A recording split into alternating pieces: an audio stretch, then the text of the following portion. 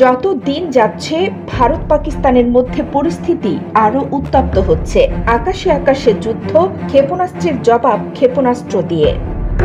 পাকিস্তানের দাবি তারা ভারতের 5টি আধুনিক যুদ্ধ বিমান ভূপাতিত করেছে, যার মধ্যে আছে রাফাল, MiG-29, Su-30 এর মতো ভয়ানক মারণাস্ত্র। কিন্তু সত্যি কি ঘটছে সীমান্তের ওপারে? কে শুরু করলো এই যুদ্ধ?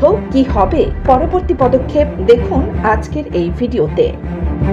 ভারত পাকিস্তানের মধ্যে এই উত্তেজনার শুরু গতকাল রাতেই প্রথম নয়। ভারতীয় বিমান বাহিনী পাকিস্তান নিয়ন্ত্রিত কাশ্মীরে সন্ত্রাসী শিবিরে সুনির্দিষ্ট হামলা চালায়, কিন্তু পাকিস্তানের দাবি ভারত আক্রমণ করেছে বেসামরিক এলাকায়, আর এতে অন্তত 8 জন নিহত, 35 জন আহত হয়েছে।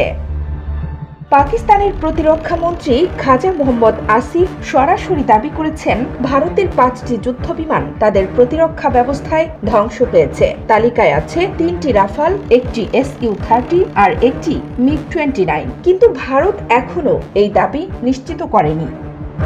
এই হামলার পেছনের কারণ, গত সপ্তাহে ভারতীয় কাশ্মীরে সেনা হামলায় নিহত হয়েছিলেন ভারতীয় সেনারা, তারই জবাবে এই অপারেশন। কিন্তু পাকিস্তান এখন হুমকি দিচ্ছে তারা সময় মতো জবাব দেবে।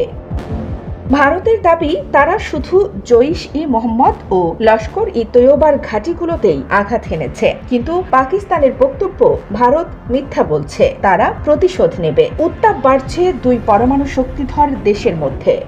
এখন সবচেয়ে বড় প্রশ্ন, এই সংঘর্ষ কি আরো বড় যুদ্ধের সূচনা, নাকি দুই দেশ থামবে কূটনৈতিক পর্যায়ে আলোচনা করে? পাকিস্তান ইতিমধ্যে পাঞ্জাবে জরুরি অবস্থা জারি করেছে, ভারতও সেনা মোতায়েনের তৈরি।